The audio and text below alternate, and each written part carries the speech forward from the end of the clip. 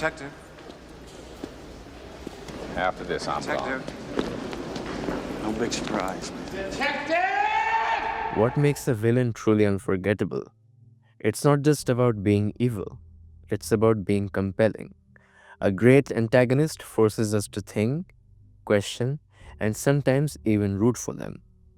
From the chaos loving Joker to the eerie calm of Anton Chigurh. Today we are diving deep into the psychology of cinema's most legendary villains. Stick around because by the end of this video, you might find yourself drawn to the dark side.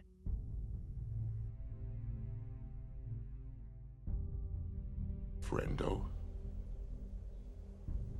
I didn't mean nothing by it. Didn't mean nothing. Just passing the time. If you don't want to accept that, I don't know what else I can do for you. A villain with no clear purpose is just a one-dimensional bad guy. What makes them memorable is their why.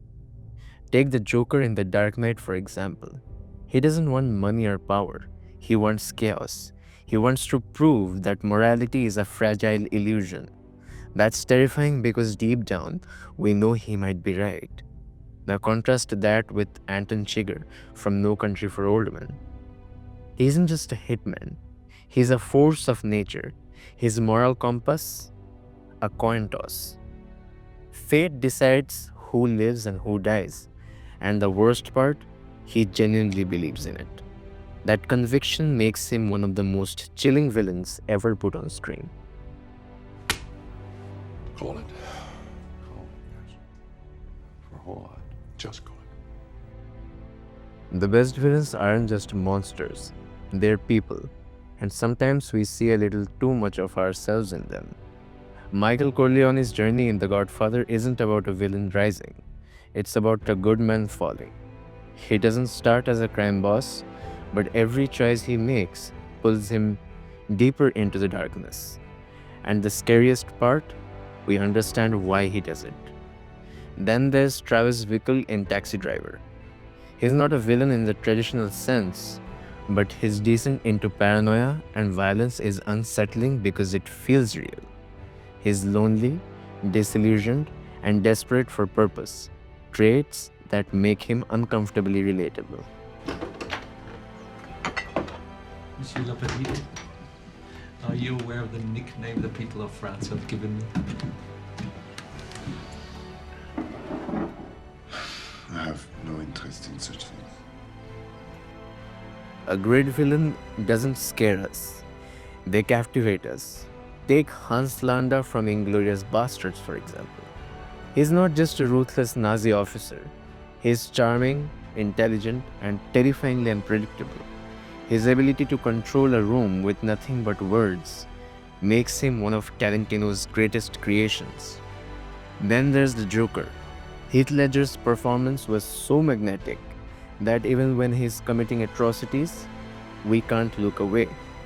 Charismatic villains stay with us long after a movie ends.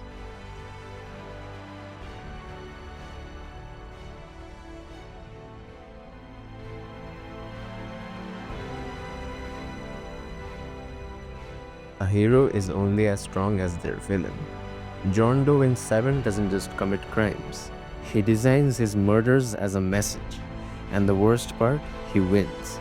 By forcing Detective Mills into an unspeakable choice, Doe cements himself as one of the most haunting villains in cinema. And let's talk about Joker again, because he doesn't just fight Batman, he challenges him. He forces Batman to confront his own morals, to question the line between hero and monster. A great villain isn't just an obstacle, they're the catalyst that shapes the entire story.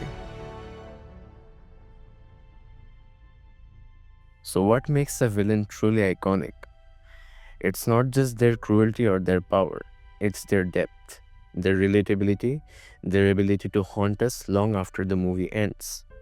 Whether it's the philosophical chaos of Joker, the quiet menace of Anton Chigurh, or the tragic downfall of Michael Corleone, great villains force us to see the world and ourselves differently. And that's why we love them. So which villain do you think is the greatest of all time? Let me know in the comments. And thank you so much for watching.